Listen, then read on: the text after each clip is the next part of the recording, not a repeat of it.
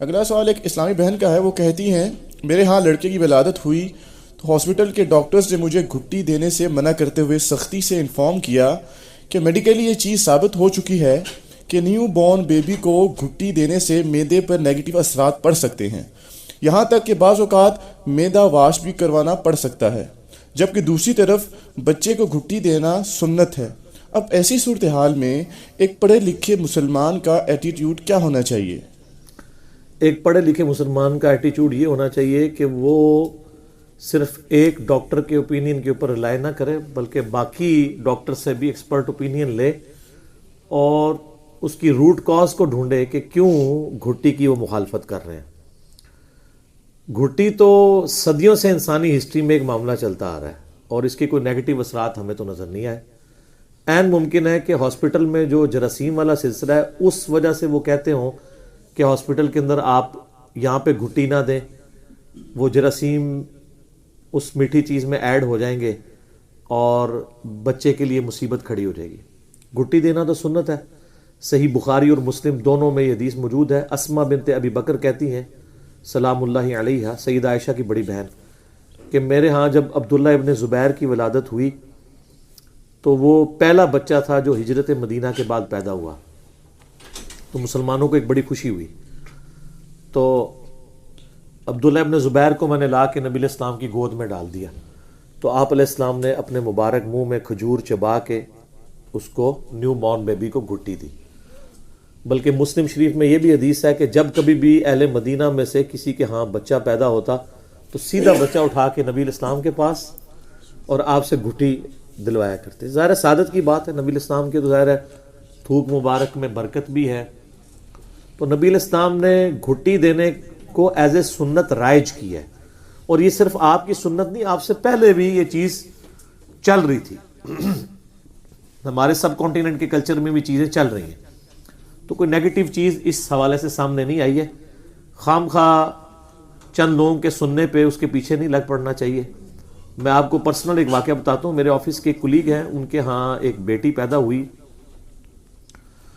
تو اس بچی کا ایک ایشو بن گیا میدے والا. بالکل نیو بورن بیبی تھی وہ. تو آپ کو پتا ہے نیو بورن جو بیبی ہے اگر اسے پوٹی نہ آ رہی ہو تو پھر میدا واش کروانا پڑتا ہے. تو ان کی اپنی سگی خالہ جو ہیں وہ گائناکالوجسٹ تھی، تو انہیں ان کو فون کیا تو اس نے کہا کہ آپ اس طرح کریں کہ اسے گھٹی دیں شہد کی. تو انہوں نے کہا ڈاکٹر تو منع کر رہے ہیں. انہوں نے کہا ڈاکٹر نو چھڈو، تسی دیو گھٹی، میں بھی ڈاکٹر ہوں. شہد چٹایا جناب، سارا معاملہ صاف ہو گیا.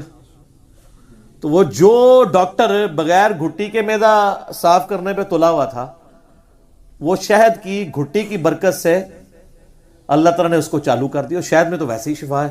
وہ بخاری مسلم میں حدیث ہے نا کہ ایک صحابی کا یعنی بھائی تھا، اس کا پیٹ خراب ہو گیا، لوز ہو گیا. نبی علیہ السلام کے پاس آیا، آپ علیہ السلام فرمایا اسے شہد دو. وہ پھر حاضر ہوا، یا رسول اللہ وہ تو اور پیٹ خراب ہو گیا. پھر آپ فرمایا اور شہد دو. پھر آیا، ان کا اور خراب ہوا، فرمایا اور شہد دو. اللہ کا قرآن سچا ہے، یعنی سورہ النحل میں ہے کہ شہد میں شفا ہے اور تیرے بھائی کا پیٹ جھوٹا ہے. چوتھی دفعہ جب ہوا تو اس کا پیٹ بالکل ٹھیک ہو گیا. تو اس طرح کے معاملات میں ان چیزوں کو دیکھنے کی ضرورت ہے کہ ہم نے انسانی ہسٹری میں بھی چیزوں کو لرن کیا ہوا ہے، میڈیکلی بھی چیزوں کو لرن کیا ہے. میڈیکل فیلڈ میں جب دو اس طرح کے اوپینین آ جاتے ہیں تو پھر یہ نہیں کہ آپ نے اس کو فالو کرنا ہے، اس کو ایز اے سنت فالو کریں. اور نیو بورن جو بیبی ہیں اس کے حوالے سے بھی یاد رکھیے گا، صحیح بخاری میں حدیث ہے، نبی علیہ السلام نے فرمایا جب کوئی بچہ پیدا ہو اس کی طرف سے خون بہاؤ اور اس سے اس کی گندگی کو دور کرو. اور وہ خون بہانے کی تفصیل جامعہ ترمذی میں آئی ہے کہ نبی علیہ السلام نے فرمایا کہ 7ویں دن بچے کی طرف سے عقیقہ کرو، لڑکے کی طرف سے 2 بکرے اور لڑکی کی طرف سے 1 بکرا. اور فرمایا کہ بکری بھی کر سکتے ہو، نر اور مادہ کا فرق کرنے کی ضرورت نہیں ہے، 2 بکریاں بھی ہو سکتی ہیں اور 2 بکرے بھی ہو سکتے ہیں. اور جامعہ ترمذی میں موجود ہے کہ 7ویں دن اس کا نام ڈکلیئر کرو اور اس سے گندگی دور کرو، یعنی اس کے بال مڑواؤ اور اس کی طرف سے صدقہ بھی کرو. جو ایک ضعیف روایت ملتی ہے، ویسے وہ اس کو سپورٹ کر دیتی ہے یہ کہ وہ جتنا بھی آپ نے بال ریموو ہوئے ہیں اس کے بس چاندی صدقہ کر دیں یا کوئی اور چیز اس کو تول کے. اور اس کے جسم سے بالوں کو ریموو کیا جائے. اسی طریقے سے ختنہ کرانا بھی سنت ہے. بخاری مسلم میں حدیث ہے کہ 5 چیزیں فطرت سے ہیں, ان میں ختنہ کروانا بھی ہے. بلکہ صحیح بخاری میں ہے کہ یہ سنت سب سے پہلے حضرت ابراہیم علیہ السلام سے سٹارٹ ہوئی. انہوں نے آلموسٹ 80 سال کی عمر میں خود اپنے ختنے کیے تھے تیشے سے. تو اس سے یہ بات بھی پتہ چلی کہ بڑی عمر کے بندے کا بھی ختنہ ہو سکتا ہے. اور مدینہ شریف میں یہ چیز رائج تھی کہ ضروری نہیں کہ نیو بارن بیبی کا ختنہ کرنا ہے, بڑی عمر میں بھی بچوں کے ختنے ہوا کرتے تھے. بعض کا ڈاکٹر کہتے ہیں نا کہ بچہ کمزور ہے, اس کے ختنے ڈیلے کر دیں, تو کر دینے چاہیے. ہمارے سب کانٹیننٹ کے معاشرے میں کہتے ہیں کہ مسلمان بیٹھا ہے, مسلمانی بیٹھا ہے. مسلمان ہونے کے لیے ختنہ ہونا ضروری نہیں ہے, ایک سنت ہے. اچھا, کبھی کسی نے کہا ہے کہ مسلمان ہونے کے لیے داڑھی ضروری ہے مرد کے لیے, اس کے اوپر بات ہی کوئی نہیں کرتے. جس کے اوپر حکم ہے تو ختنے ضرور کروائیں. اگر میڈیکلی کوئی ایشو ہے تو آپ ڈیلے بھی کر سکتے ہیں, بچے کی صحت نہیں ہے. بال 7ویں دن آپ نے 3 کام کرنے ہیں. ایک تو بال ریموو کرنے ہیں, اس کا نام ڈکلیئر کرنا ہے, اور عقیقہ کرنا ہے اس کی طرف سے.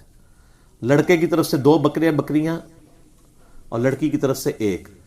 اور اس میں یہ بھی شرط نہیں ہے کہ وہ دوندی ہو بکری یا بکرا. وہ صحیح مسلم میں حدیث ہے کہ قربانی جو ہے نا وہ دوندے کی ہوتی ہے. یہاں قربانی والی شرط نہیں آئے گی, بلکہ عام آپ چھوٹا جانور, کیونکہ دوندے کے نام کے اوپر, جو مسنہ کے نام کے اوپر لوگوں سے پیسے ہتھیارے ہوتے ہیں. دوندا بکرا ہو اور اسی سائز کا آپ کو کھیرا بکرا مل رہا ہو, وہ آلموسٹ اس سے آدھی قیمت پہ بھی مل جاتا ہے. ایکسپلائٹ جو کر رہا ہوتا ہے مسلمان, جیسے رمضان میں قیمتیں بڑھا دیتے ہیں اور کرسمس میں قیمتیں کم ہو رہی ہوتی ہیں. جنتی پھر بھی تسی جانا ہے, ٹھیک ہے. تو یہ سنت ہے. اچھا, بعض لوگ جو ہے وہ عید کے موقع کے اوپر جو قربانی کا جانور خریدتے ہیں نا, تو اگر انہوں نے 7 حصے رکھے ہوئے نا گائے کے یا اونٹ کے تو 10 بھی ہو سکتے ہیں, 7 بھی ہو سکتے ہیں, دونوں ثابت ہیں. تو اس میں 2 حصے جو ہے نا وہ ڈال دیتے ہیں عقیقے کے بھی, اور یہ انہوں نے اجتہاد کیا ہوا ہے. اجتہاد وہاں ہوتا ہے جہاں پہ نص نہ موجود ہو. یہاں واضح جب موجود ہے کہ بچے کی طرف سے خون بہانا ہے آپ نے, اور ترمذی میں موجود ہے کہ 2 بکرے قربان کرنے ہیں, 2 جانیں دینی ہیں. اور بخاری کے الفاظ ہیں بچے کی جان گروی ہوتی ہے عقیقے کے عوض. تو گروی جان جب چھڑانی ہے تو جان کے بدلے جان ہوگی. تو گائے میں 7 جانیں تو نہیں ہوتی ہیں, ایک ہی جان ہوتی ہے. تو گائے نہیں آپ نے دینی. ہاں, اجتہاد کرنا تو اس طرح کریں 2 گائے دے دیں آپ. لڑکی کی طرف سے 1 گائے اور تو جب یہ آپ بات کریں کہ نہیں بکرا ہی ٹھیک ہے, ٹھیک ہے. تو یہ میں چھوٹے چھوٹے مسائل اس لیے ساتھ بتا رہا ہوں کہ اکثر لوگ اس حوالے سے کوشچن پوچھتے رہتے ہیں عقیقے کے حوالے سے. تو عقیقہ ایک سنت ہے. اچھا, یہ سنت اس کے لیے جو افورڈ کر سکتا ہے. اگر کوئی غریب ہے وہ عقیقہ نہیں کر سکتا تو عام صدقہ کر دے, پھر جب کبھی توفیق ملے تو سنت یہ پوری کر لے.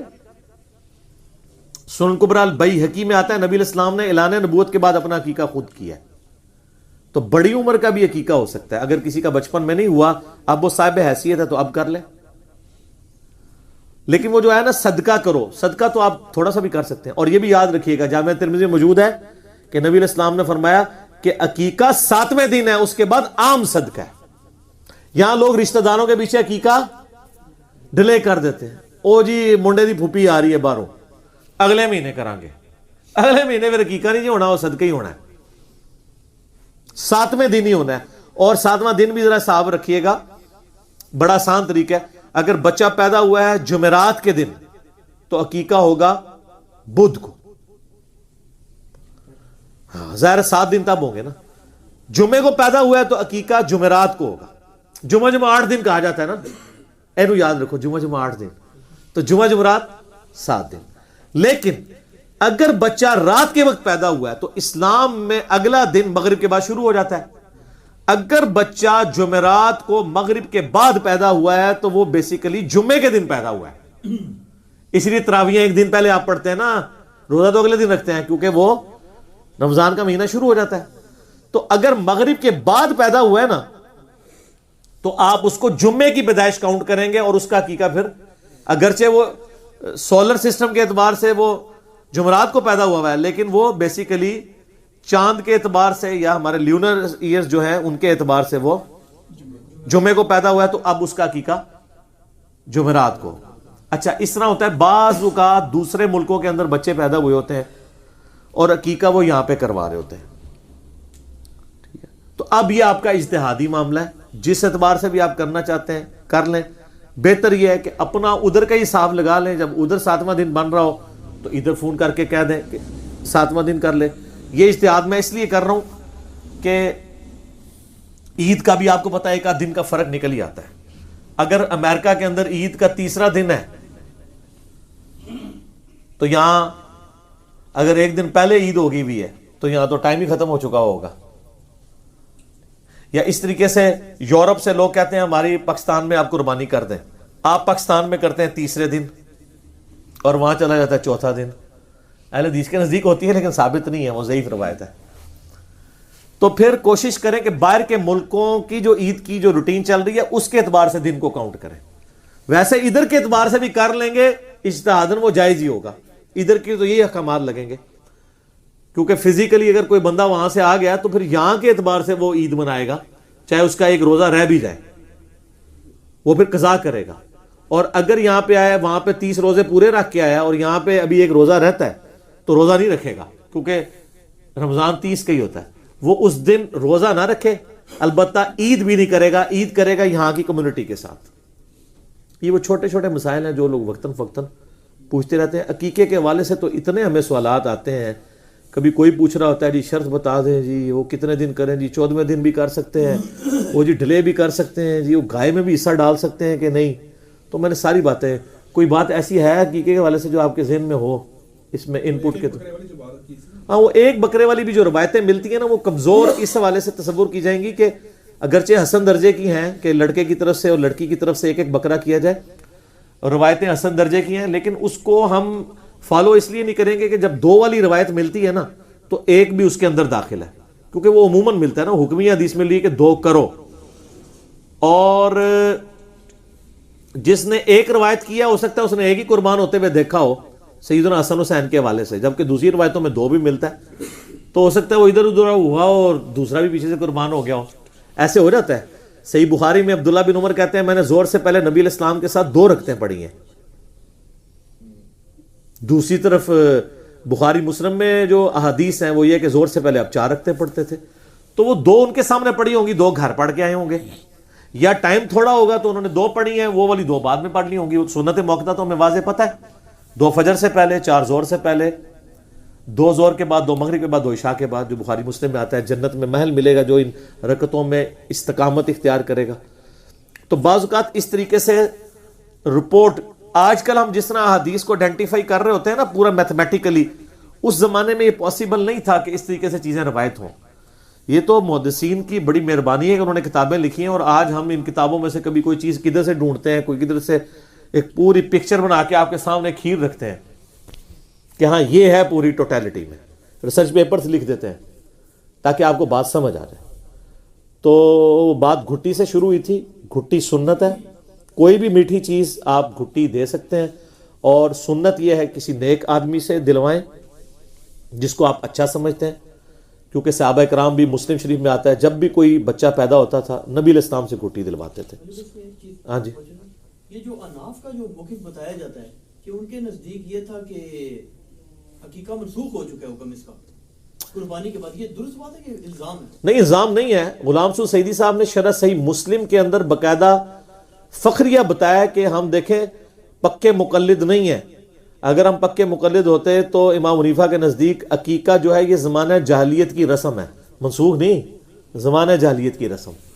تو زمانہ جاہلیت کی تو کئی رسومات اسلام میں چل رہی ہیں اس لیے کہ وہ اصل میں ٹھیک تھی. ان الصفا والمروہ من شعائر اللہ، اس کو بھی جو نیو مسلم تھے وہ سمجھتے تھے یہ مشرکین عرب کی رسم ہے، تو اللہ نے کہا نہیں یہ شاعر اللہ میں داخل ہے. ٹھیک ہے، یہ نہیں ہے کہ مشرکین جو بھی کام کرتے تھے سارے غلط ہیں. تو وہ ہے، اور اس کو غلام سعود سعیدی صاحب نے باقاعدہ شرح صحیح مسلم میں بحث کی ہے، اور یہ 3 مسائل انہوں نے ڈسکس کیے ہیں: شوال کے 6 روزے، عقیقے کو بدعت کہنے والا مسئلہ، اور مدینے کے حرم والا. اور انہوں نے اس کو فخریہ پیش کیا کہ ہم دیکھیں آپ ہمیں کہتے ہیں ہم اندھے مقلد ہیں، اگر ہم اندھے مقلد ہوتے تو امام حنیفہ کی یہ تینوں باتیں بھی مان لیتے. ہم پریکٹیکلی حنفی ان کے ان 3 مسائل کو نہیں مانتے.